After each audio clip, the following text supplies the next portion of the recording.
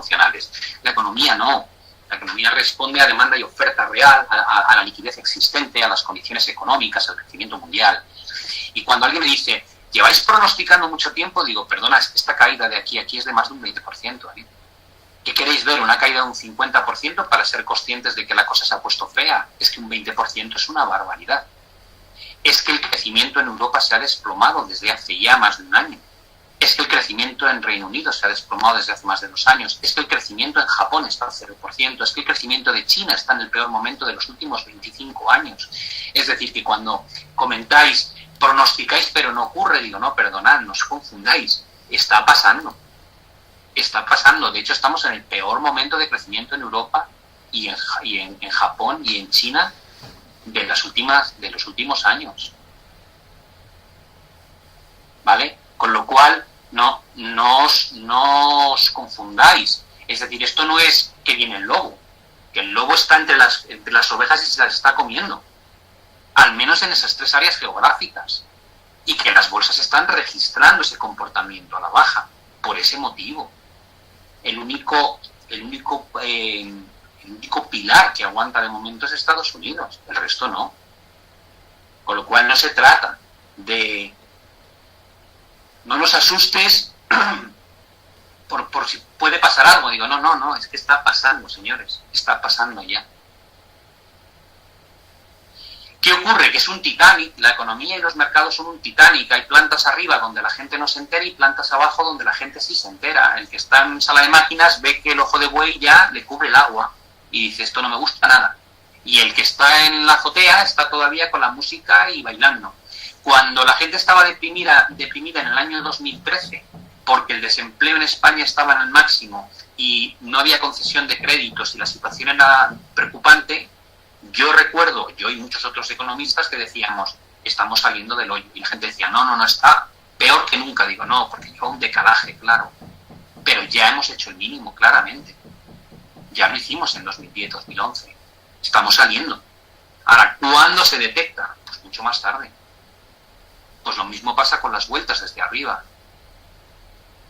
¿Vale? ¿Nos estamos japonizando, como dice Pedro? Sí, podemos acabar, evidentemente, dependiendo totalmente de los bancos centrales para conseguir sobrevivir con tasas de crecimiento paupérrimas, a base de deuda y deuda y deuda. Hacia eso estamos yendo. ¿Vale? Vale. ¿Qué esperar de la bolsa europea? ¿Dónde se marcó el techo de la bolsa europea? ¿Cuándo llegó a 3.300 puntos el Eurostoxx? Dices, bueno, llegó a 3.300 puntos a finales de 2017, principios de 2018. ¿Cuándo marcó el techo del crecimiento europeo? A finales de 2017, principios de 2018. Y a partir de ahí, la desaceleración, ¿qué efecto ha tenido? Pues malo. Prevé el BCE, que debe tener un poderío brutal a la hora de hacer estudios económicos, una mejora. No está diciendo que a corto plazo va a ir a peor. Viendo esta correlación, sinceramente creo que el riesgo es que esto baje. ¿Estamos en algún punto importante en Eurostoxx 50, que es el índice que recoge las 50 mayores compañías de la zona euro? Sí, en la zona de antiguos suelos y en la directriz bajista primera que hay, con 1, 2 y 3 puntos. ¿Cuál es lo más razonable? Que esto se dé la vuelta aquí y siga bajando. En la medida en que no haya mejoras económicas, esto difícilmente va a prosperar y va a cambiar su tendencia. Por tanto, el pronóstico en Europa, a nivel de bolsas, creo que es muy malo. Y dices, vale, imagínate que hay una mejora en la guerra comercial, en lo del Brexit. Digo, vale, rompe aquí y se va a buscar esta zona. Y aquí creo que va a haber otra vez presión vendedora. Creo que este primer escenario es más razonable que el segundo, ¿vale? Y de la bolsa japonesa tiene una correlación muy alta con lo que hace la economía japonesa. 2014 y 2015 fueron muy buenos, crecieron casi al 2,5. La bolsa japonesa lo hizo muy bien.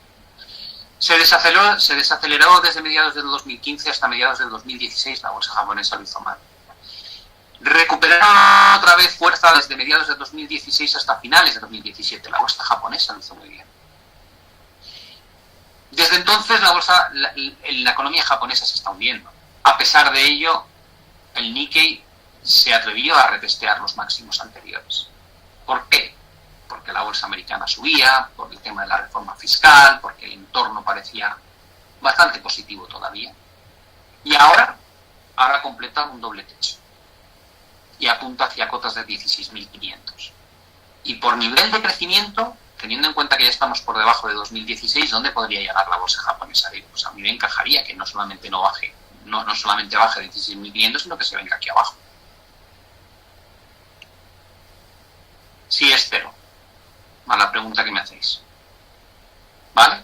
Esa es la situación. ¿Qué se puede esperar de la bolsa estadounidense? Esa es la pregunta más difícil siempre. ¿Por qué? Pues porque la Reserva Federal es muy flexible y es capaz de insuflar confianza donde no la hay, y sobre todo porque además la economía estadounidense todavía no da síntomas de desaceleración. Y dices, vale, ¿qué tenemos? La realidad. Una corrección. New York Stock Exchange Composite, la bolsa más grande. Dices, ¿qué ha habido? Una fase bajista, una recuperación muy grande, como veis en porcentaje muy grande, como un 70% o 75% de la caída previa, otro desplome, el que vivimos a finales del año pasado, y la recuperación de enero. Este desplome puede ser una corrección en A, B y C y que no pase nada. Alguno podría mantener esa opinión. Dice, puede ser como aquí, que en 2015 y en 2016 tuvimos el inicio de algo muy feo, corrección, subida y caída, y con la intervención de Yellen bajando la expectativa, cambiando un lenguaje mucho más dovish, conseguimos ver esto. Entonces, cabe esa posibilidad. Siempre hay que plantear dos opciones. ¿Cabe la posibilidad? Sí. ¿Qué es lo que hace falta? De momento que supere el último máximo decreciente. Es decir, aquí tuvimos conciencia de que probablemente esto era correctivo, cuando empezamos a ver que se abatía ese máximo y dejábamos de tener máximos decrecientes. ¿Qué es lo que haría falta? Pues que este índice supere ese techo. ¿A qué equivale en el SP500? A 2.825. A partir de ahí, uno pensará, otra tomadura de pelo que parecía que se iba a complicar y no ocurre. Bueno, ya cambiaremos de opinión ahí, en esa zona. Mientras tanto, ¿cuál es el riesgo? ¿Este o este? ¿En qué sentido? ¿Veis cómo funciona? Caída, corrección fuerte. Caída, corrección enorme. Desplome, corrección, desplome, corrección, desplome, corrección, desplome, mínimo ya muy poco por debajo del anterior, recuperación, batimos los máximos anteriores. Se activa un doble suelo y antes de activarse el doble suelo, divergencia alcista en el año 2002-2003. Desde aquí, gran alegría. ¿Cómo fue en 2008? Caída, recuperación, desplome, recuperación y desplome. ¿Qué surgió entre estos mínimos? Una gran divergencia alcista. ¿Cuándo tenemos la conciencia de que cambia la estructura? Cuando se supera el último máximo decreciente. Actualmente, la situación del indicador de momento que estoy usando está en torno a 100, está en una zona neutral, no está sobrevendido. No hay divergencias alcistas. Con lo cual, me planteo que este sea el escenario más probable, que empiece a haber una vuelta. ¿Qué hace falta para que esta vuelta se haga realidad? Que empecemos a ver deterioro económico en Estados Unidos. ¿Y acaso lo esperas? Digo, sí. ¿Por qué? En primer lugar, porque según el Banco Central de Estados Unidos, la Reserva Federal, la broma de tener 35 días cerrados el gobierno estadounidense les va a costar 11 billones de dólares, de los cuales esperan que 3 se hayan perdido definitivamente y que los otros se puedan recuperar en el segundo trimestre, siempre y cuando el señor Trump no fuerce a un nuevo cierre del gobierno estadounidense en el plazo de 2 semanas y media, cosa que ha dicho que va a ocurrir si no se le da la financiación del muro. Como esta vez en el Congreso hay un reparto de poderes entre demócratas y republicanos, no es tan fácil que consiga ese acuerdo. ¿Qué ocurrirá? Pues que el PIB en Estados Unidos pasará de cotas por encima del 3 al 2,7-2,6%, y allí empezaremos a ver ese potencial deterioro económico. ¿Qué más hay en contra? Que el efecto fiscal de la reforma de Donald Trump va a empezar a diluirse. Más cosas que pueden ocurrir, que no haya un acuerdo en la guerra comercial, evidentemente. lo cual existe ese riesgo. Desde mi humilde opinión, yo prefiero ser cauto, si no incluso negativo, a la espera de que se confirme la superación de este techo. Y mientras no ocurra, plantear que este es el escenario más lógico para los próximos meses. Voy a leer vuestras preguntas.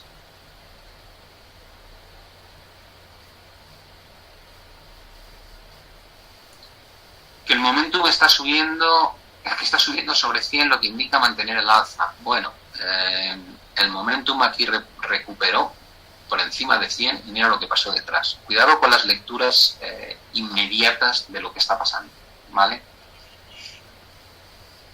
La pregunta es si llega a 9.500 el impulso bajista, habrá que esperar a la Fed haciendo de cuidador. La Fed ya ha hecho de cuidador. Es decir, lo más importante que creo que hay que entender ahora mismo es que muchos de los argumentos positivos se están cotizando ya. Se está cotizando que va a haber un acuerdo en el Brexit, que no sabemos muy bien cómo, pero que va a haberlo. ¿Por qué lo sé? Porque la libra no ha hecho más que subir durante las últimas semanas en lugar de caer. Y si no hay un acuerdo, si hay un hard Brexit, la libra se va a hundir. Con lo cual, en el espíritu de los inversores, creen que no va a haber un problema con el Brexit. La guerra comercial, teniendo en cuenta cómo ha sido la evolución de este año, de enero de este año, en las bolsas, se ha cotizado que van a alcanzar un acuerdo sí o sí. Porque si no, no estarían recuperando como lo hacen. Y la Fed ya ha hecho toda la entrega que puede hacer. Ahora, si la Fed habla ahora de bajar tipos, creo que hasta debería uno preocuparse. Porque la pregunta que yo me haría es que están bien. Con lo cual, el hecho de que ya no hablen de subir tipos, creo que ya es toda la ayuda que nos van a prestar en los próximos meses. Con lo cual ya tengo todo lo bueno realmente en la mano. O una parte importante de lo bueno ya lo tengo en la mano. Y lo tengo probablemente cotizado. ¿Vale?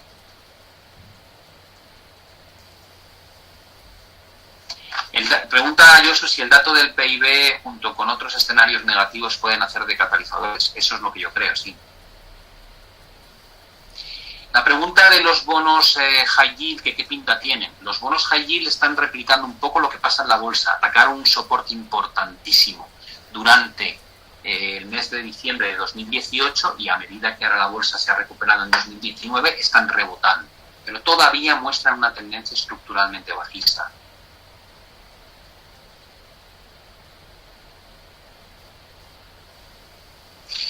El tema de si Trump sabe o no que es un catalizador negativo el cierre del gobierno estadounidense, por supuesto que lo sabe.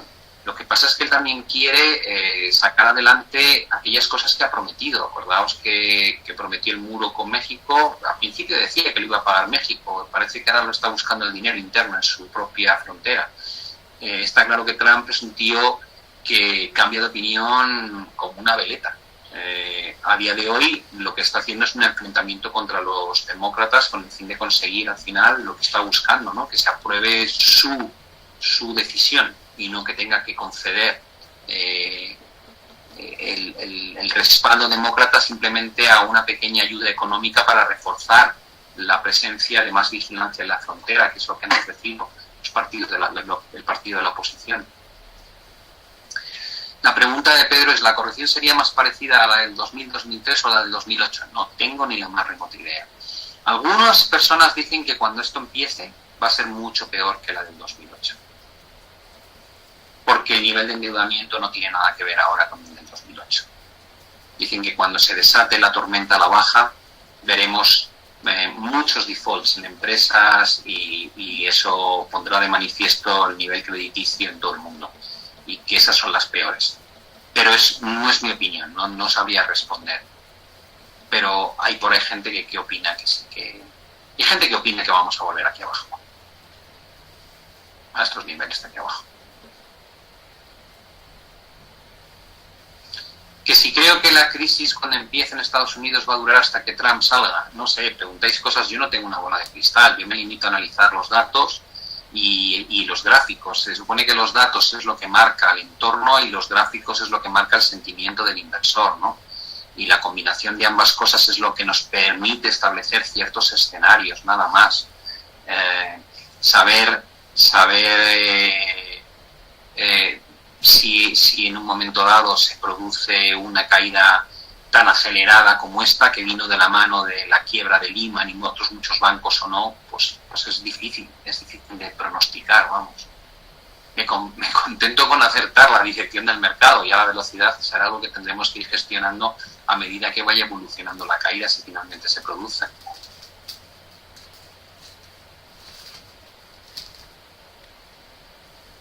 Que si uso los datos de crecimiento o el momentum en mis predicciones, sí, utilizo todo lo que veis, lo que os enseño es lo que uso, Edwin. Puede cambiar de opinión con la parte económica. Vamos a ver, la desaceleración en China es un hecho, la desaceleración en Europa es un hecho, la desaceleración en Reino Unido es un hecho, la desaceleración en Japón es un hecho. Si mejora la economía de esas regiones, pues evidentemente habrá que cambiar de opinión, lógicamente. Lo que pasa es que los propios responsables de los bancos centrales de dichas áreas no están positivos, con lo cual más información que ellos no puede tener nadie. Que si puede ser cero el PIB de un país, claro, y puede ser negativo. Es decir, Japón aquí experimentaba de crecimiento económico, PIBs negativos, igual que le pasó a Europa durante 2008-2009, igual que le pasó a Estados Unidos. ¿Vale? Por debajo de cero hay de crecimiento, no crecimiento.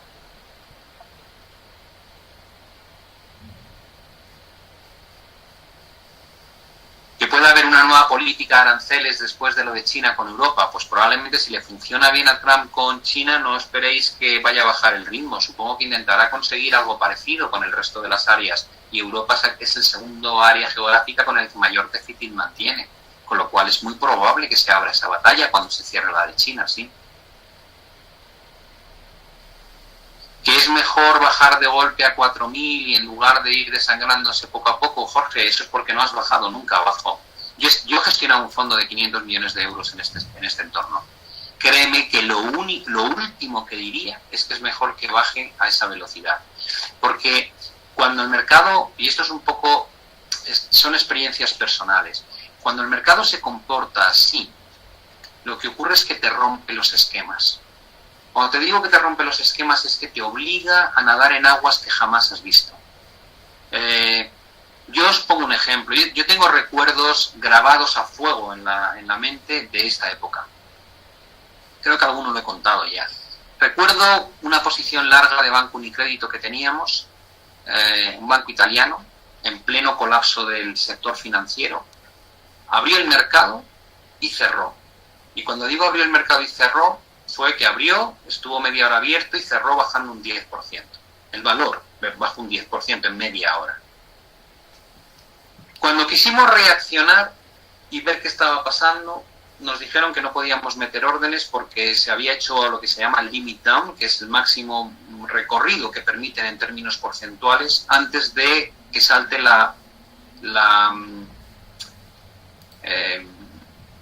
límite de volatilidad, ¿vale? Y a partir de ahí se cierra y se tiene cerrado durante 15-20 minutos el valor. No puedes hacer nada. Durante esos 15-20 minutos, ese límite de volatilidad lo que de alguna manera pretende es que la gente se calme, vea qué está pasando y no tome decisiones en cascada, ¿no? Que no se monte un movimiento a la baja brutal. Cuando abrió un segundo. Es decir, abrió y cerró inmediatamente. Y yo me acuerdo que teníamos órdenes de ventas y yo le preguntaba al tío que metía nuestras órdenes, al trader nuestro, que era muy bueno, le dije, claro, ¿has hecho algo tal? No he podido. Digo, ¿cómo no has podido? ¿Qué es lo que ha pasado? Y me dice, que ha bajado un 10%. Digo, ya lo sé, por eso lo han parado. Y me dice, no, que ha bajado otro 10%. Digo, ¿cómo otro 10%? Dice, sí, en el día ya baja un 20%. Digo, ¿y has podido vender algo? Dice, no. Mi orden no ha llegado a entrar. Ha entrado a la de la gente que estaba más cerca de la bolsa allí en Italia. Digo, vale, genial. ¿Y ahora qué pasa? Dice, pues que como ha saltado otra vez el límite de volatilidad hay que esperar. Digo, pues mete la orden agresiva para vender como sea el valor. Abrió y cerró en un segundo. Bajó otro 10%. No habíamos conseguido vender nada. Al final bajó ese día un 38%. Cuando te pasa eso, piensa lo que es pegarte un galletazo en un 38% en una inversión relativamente grande. Evidentemente nosotros vendíamos otros valores italianos para cubrir el riesgo, para atenuar la pérdida, pero el entorno es complicadísimo de entender. Cuando quebró Lehman, yo tenía a mi socio, que era analista fundamental, era el socio principal del fondo, lo tenía en Argentina. Me acuerdo esta conversación. Oye, León, había sido country manager de Bank of America, era un tío con una experiencia brutal. Y la conversación se desarrolló durante 5 minutos de esta forma. León, no sé qué está pasando, pero está bajando Lehman Brothers un 15%, arrastra Goldman Sachs que baja un 8%, está bajando Morgan Stanley un 10%. ¿Pero qué es lo que has visto? ¿Qué ha pasado? Digo, bueno, están ahí con el tema del balance, que está poco capitalizado, pero entonces dices que baja un 15%. Digo, no, ahora ya baja un 22%. ¿Pero cómo va a bajar un 22% si me acabas de decir un 15%? Digo, bueno, ahora ya es un 26%. ¿Pero qué estás diciendo? Nada, León, olvídalo, ya baja un 34%. Esa fue la conversación. No daba tiempo ni a hablar de las cosas. Lehman bajó un 40% en esa sesión. Fue el preámbulo de la quiebra de Lehman. Y en esos entornos, que es lo que tú dices de que baje rápido, se puede hacer muy poca gestión. Básicamente intentas que no se quemen los muebles de la casa, pero vas por detrás de la situación. Lo mismo pasó en los atentados del 11 de septiembre en Estados Unidos. Pues la reacción se olvida uno de los peres, del fundamental, de la valoración, de lo que hacen los bancos centrales. Solamente estás mirando la pantalla y cómo el número rojo crece y crece y crece y parece que no va a parar. Y no dura un día, una semana, un mes, 2 meses, 3 meses. Ves a Banco Santander bajar de 17 a 5 en prácticamente unos pocos meses. Y entonces te cuestionas, ¿quebrará también Santander, teniendo en cuenta que ha quebrado Lehman y Bear Stearns, y ha quebrado Wachovia, y ha quebrado ABN AMRO? ¿Por qué no? Al ritmo que va, 3 sesiones más y esto se va a 0. Ese es tu planteamiento en ese momento. Con lo cual, cuidado con lo que deseéis, ¿vale? Creedme que las bajadas desordenadas no son nada buenas, ¿vale? Es algo de lo cual vais a renegar si algún día veis una. La pregunta que me hace Josu es muy buena. ¿Hasta dónde van a ayudar los efectos placebo de las políticas monetarias del BCE, la Fed? Bueno, pues está claro que la del BCE y la del Banco de Japón y la del Banco de China ya han dejado de surtir efecto, viendo cómo va la economía. Queda la de Estados Unidos. El déficit existente entre Estados Unidos, preguntáis, y las áreas geográficas es que básicamente Estados Unidos lo que quiere es que se compren más productos americanos, es decir, compran más productos los americanos de Europa que Europa de Estados Unidos, por eso se genera ese déficit. Simplemente es eso, Roberto. Que si los bancos no pensaran tanto en ganar dinero y pensar en ello, se solventarían muchos males. Bueno, en la crisis financiera evidentemente eso fue un detonante, sí. Las prácticas poco éticas que llevaron a cabo muchos bancos con tal de seguir disfrutando de la burbuja inmobiliaria y del crecimiento que se había formado en torno a ese mercado. Somos plenamente conscientes en España de esa situación. En España se ha colapsado el sector financiero. ¿Cuántos bancos quedan? Cajas de ahorro, nada. ¿Cuántos bancos quedan? Los grandes. Y luego cosas como Bankia, que han sido la unión de un montón de bancos. ¿Qué hicieron mal? Se metieron en el mercado inmobiliario, se metieron en todo tipo de actividades que no eran las de comprar y prestar dinero, que es su negocio principal. La intermediación.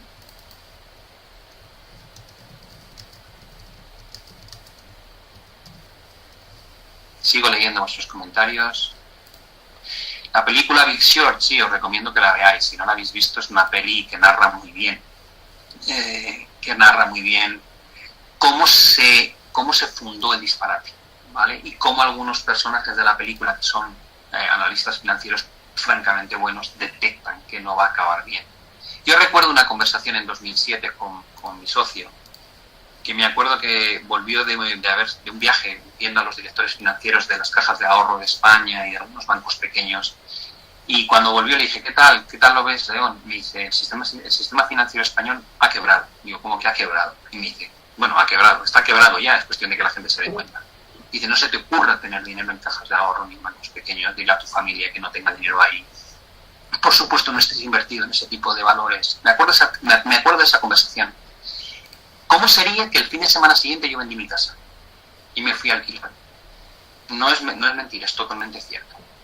Me dijo, esto se va al garete.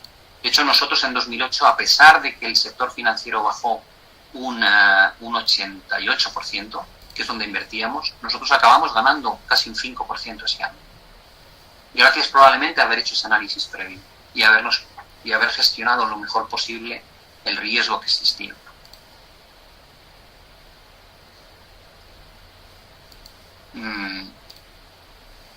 Sigo leyendo.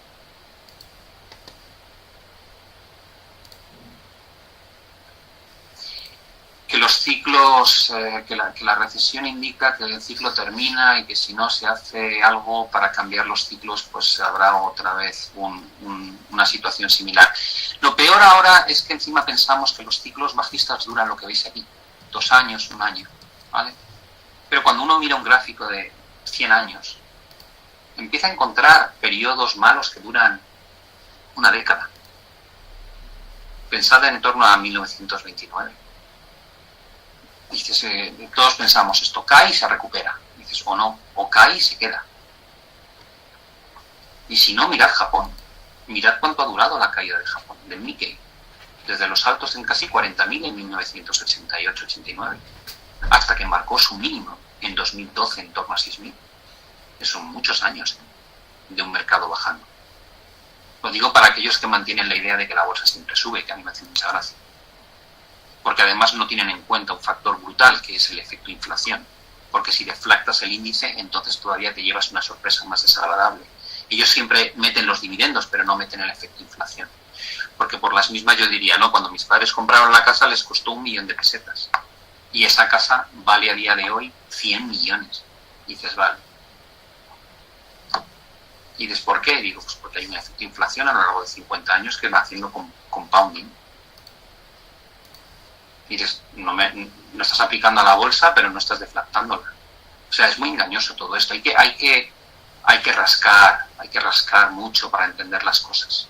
No vale con quedarse con la foto que nos venden porque no es real, ¿vale?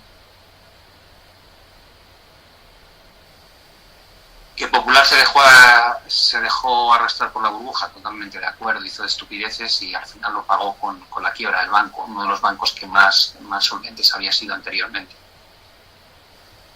¿Que dónde invertiría mi dinero si hubiese una crisis como la del 2018? Esa respuesta ya la hice, y lo he hecho.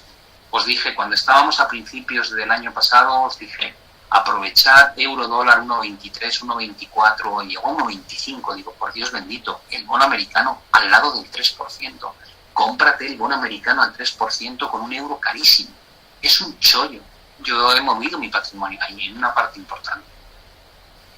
De momento que tengo, me pagan un 3% sobre mi dinero, cosa que está fenomenal, porque no te pagan eso en ningún activo de poco riesgo. Y el euro dólar se ha ido desde 1,23,5, 1,24 hasta niveles de 1,16, 1,15, pues, o 1,15, 1,14. Digo, genial. Pues tengo ahí un 8% de rentabilidad en el cambio de divisa y además ya he recibido el primer 3% de pago este mes del primer año. El emisor es el mejor, el Tesoro estadounidense. Estoy comodísimo. Ahora la Fed decide no subir más los tipos. Genial. Quiere decir que el bono probablemente suba hacia arriba. Lo cual hace que si se da el escenario bajista que he puesto aquí, el bono seguirá subiendo a medio plazo porque la bolsa bajará, la Fed bajará tipos si esto se da, tardará a lo mejor 1 año, 2 en hacerlo, pero lo hará. El bono subirá todavía más y en un momento dado, cuando crea que esto acaba, venderé mi bono con la plusvalía que tenga más los cupones que he recibido e invertiré en bolsa a precios baratos. Esa es la jugada, pero esa jugada llevo comentándola 18 meses en cada presentación que he hecho. ¿vale? La otra opción, jugar agresivo hacia abajo posicionándote corto, pero es más arriesgado, lógicamente. Que si es mejor no actuar en un mercado bajista, no, creo que cualquier trader, sinceramente, Santiago, tiene que aprender a beneficiarse tanto de los movimientos al alza como de los movimientos a la baja de cualquier activo. Lo que es ridículo es que si tú ves mal el euro dólar lo vendas sin problema, o si ves mal el crudo lo vendas sin problema, o si ves un movimiento en petróleo a la baja te montas, o en la plata, y de repente ves mal la bolsa y no la vendes. Si tienes la misma opción de jugar hacia arriba y hacia abajo, si lo ves mal, véndelo, claro. No te coartes a un lado de la ecuación, no tiene sentido. ¿Se pueden ver los índices deflactados fácilmente? No es nada fácil, hay que buscar mucho, ¿vale? Hay que buscar mucho. Te puedes sacar las tablas de inflación de los últimos 50 años, ver esa inflación, aplicársela a un índice de precios y ver más o menos cuánto debería haber subido simplemente el índice por el efecto de la inflación. La otra cosa que tenéis que tener en cuenta, que tampoco os cuentan, es que cuando uno invierte en índices bursátiles ya hay una técnica de gestión implícita en el índice. Los índices, quitando algunos que son un poco raros, como el Dow Jones, son índices que se ajustan por capitalización. ¿Qué quiere eso decir? Que las acciones que más valen en bolsa pesan más en los índices y las acciones que valen menos en bolsa pesan menos en los índices. Con lo cual, una compañía que lo hace bien va ganando peso y una compañía que lo hace muy mal desaparece del índice. Yo leí un informe que me gustó mucho recientemente de un tío que se había metido una currada brutal y había dicho, ¿qué pasa si hubiese invertido desde hace muchos años, en todas y cada una de las compañías que han cotizado en bolsa? Y se remontaba, creo que a 50 años atrás. ¿Y qué pasa si invierto mi dinero en el S&P 500? Y era espectacular el resultado, porque con el S&P 500 había, no sé si eran 2.000 y pico % de beneficio, y invirtiendo en todas y cada una de las empresas estaba perdida. Porque muchas han desaparecido, porque en la época .com quebraron muchas empresas, porque muchas empresas quebraron en la crisis del 97 y la del 98, y en la del año 2008. Como salen de los índices, el impacto negativo cada vez es menor. Pero si uno fuese intentando invertir en todo lo que existe de forma equiponderada, descubre que el retorno es una auténtica mierda. Son conceptos que está bien tener en la cabeza. Yo siempre os invito a esto, a no quedaros en el A, B y C, porque el A, B y C a veces es engañoso, ¿vale? El bono americano parece que tiene un doble techo activo en el gráfico mensual, pero según un análisis fundamental lógico es que suba. El bono americano, podemos mirar alguna de estas cosas. El bono americano, cuando nos vamos a... Esta presentación ya está acabada. Cuando nos vamos a ver si puedo ponerlo aquí.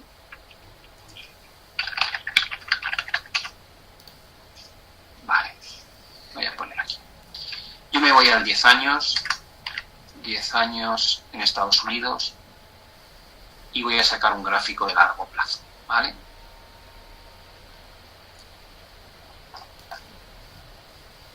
Yo hice mi inversión aquí, en esta zona de aquí, cerca del 3%, ¿vale? Luego hubo un momento mucho mejor para hacerlo. Lo que pasa es que aquí la rentabilidad que obtenías era menor, pero el cambio del euro dólar era buenísimo, y aquí ya no lo era tanto. High Marks. Vamos a ponernos en un gráfico semanal. Y dices, bueno, no se ha completado un doble suelo aquí importante y esto podría marcar una vuelta hacia arriba. Vamos a ver si lo puedo poner en barras. En barras, hay que ponerlo como lo teníamos, o si no, no lo vamos a poner. Vale. Yo me pongo aquí y dices, pero esto es un doble suelo. Pues, disculpad que lo he hecho mal y me he ido fuera.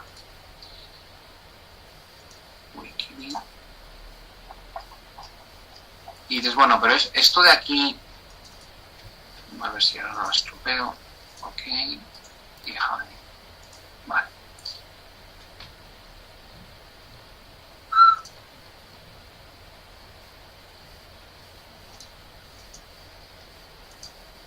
Y dices, aquí no hay un doble suelo activado con la ruptura del 3%.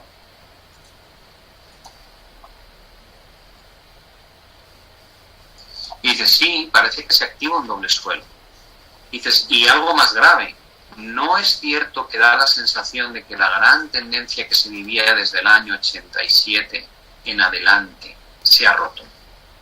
Y dices, sí, la verdad es que da esa sensación, que teníamos un canal y ese canal se ha roto hacia arriba. Y dices, vale, ergo, esto tiene que irse aquí a 4,5. Te digo, sí, pero depende de la fe. Y ahora llega la segunda parte. La segunda parte es muy importante.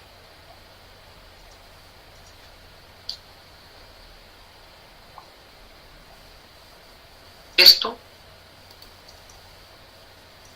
fue el movimiento de tipos al alza que llevó a cabo Greenspan a finales de los 90. Y esto fue la subida de tipos que llevó a cabo Janet Yellen desde el 2003 al 2007. Y esto es la subida de tipos que ha llevado a cabo Jerome Powell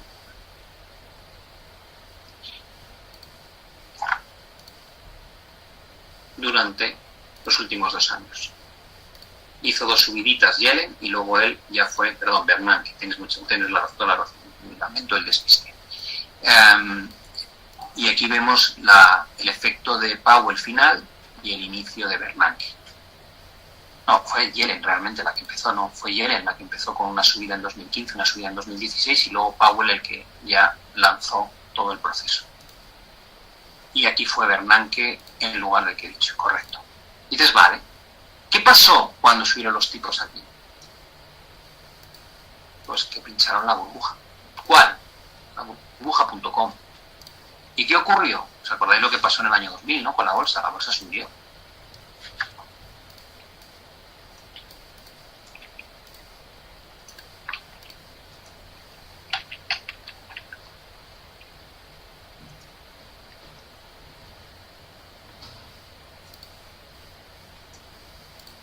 Abajo el S&P 500. ¿Qué es lo que puso fin a esto? Esto. ¿Y qué pasó entonces? Y después que la bolsa se hundió más de un 50%. ¿Qué pasó cuando la bolsa se hundió? Pues que bajaron los tipos drásticamente y el bono, la rentabilidad del bono se hundió. ¿Qué pasó? ¿Qué mató este rally? 2003-2007. Esto, el encarecimiento del coste del dinero. ¿Qué pasó aquí? Pues que cuando empezó a darse la vuelta al mercado, bajaron los tipos drásticamente y el bono se hundió en rentabilidad. Como mantuvieron el estímulo a través del QE1, QE2 y QE3 muchísimo tiempo, a pesar de que la economía y la bolsa recuperaban, el bono se seguía hundiendo. ¿Por qué? Pues porque estaban implementando políticas de QE para controlar la rentabilidad del bono. Ahora, ¿cómo ha sido la subida? Exactamente igual que esta de aquí. No tan fuerte como la del año 2000, pero en magnitud hemos subido lo mismo que subimos en él. ¿Puede ser el detonante del pinchazo de esto? Esa es una pregunta que me hago. Y si fuese el detonante del pinchazo de esto, ese tensionamiento monetario, ¿qué creo que va a pasar? Pues señores, la historia está para recordarla. El riesgo es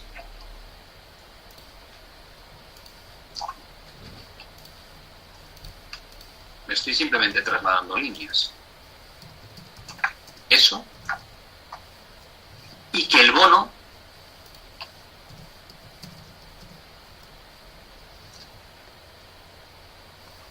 vuelva a bajar. ¿Para qué es justificar esto? La FED tiene que bajar tipos, como hizo hizo aquí e hizo aquí. Y solo lo va a hacer si se ralentiza el mercado, si se ralentiza el crecimiento económico y si las bolsas empiezan a desplomarse. Esa es la pregunta que tenemos que hacernos hoy. Si no hubiese cambiado el sesgo a finales del año, mirad las fechas abajo, a finales del año, justamente cuando empieza a cambiar su opinión el señor Powell, ¿qué es lo más probable? Decían que iban a subir un poquito más los tipos. Hubiésemos llegado aquí arriba. Y esto habría sido el desencadenante, sin duda, de un desplome. Ahora la pregunta es, ¿el cambio de opinión de la Fed le puede dar un poco de vidilla a esto y que todavía no se vea ese efecto negativo? Puede ser. Puede ser que le salga bien. ¿O no? Pero veis la relación entre los tipos, el bono, la bolsa. Es todo un compendio, va todo unido. Hay que entender esto. Hay muchos analistas fundamentales que están ahí con los resultados de las compañías. Digo, sí, claro, lo que tú quieras, pero como venga una de estas, olvídate de los resultados de las compañías. Olvídate. No me hacéis muchas preguntas ya, con lo cual supongo que os he dejado un poco amargado el viernes. No quiere decir que vaya a ir mal, sí o sí. Pero lo que sí quiere decir es que los riesgos ahora mismo son muy evidentes. Y que falta solamente Estados Unidos para que la pelota sea ya completa. Es lo que falta realmente. Si Estados Unidos empieza a desacelerarse, creo que no hay motivo para no pensar ya en el escenario bajista. En Estados Unidos. Ahora, en Europa y en Japón y en China creo que ya hay que ser negativo. Creo que ya ahí están las cosas muy mal. ¿Vale? Bueno, pues ha sido un placer compartir estos repasos de conceptos de economía o de relaciones entre distintos activos y distintas magnitudes macroeconómicas. Suerte a todos con vuestras inversiones.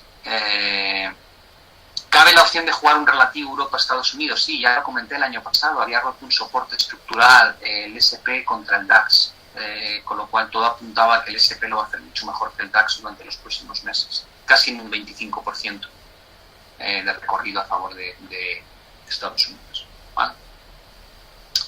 Bueno, pues que vaya muy bien, mucha suerte a todos y ya descansar el fin de semana y retomamos la visión a partir del lunes que viene. Un saludo, hasta la vista.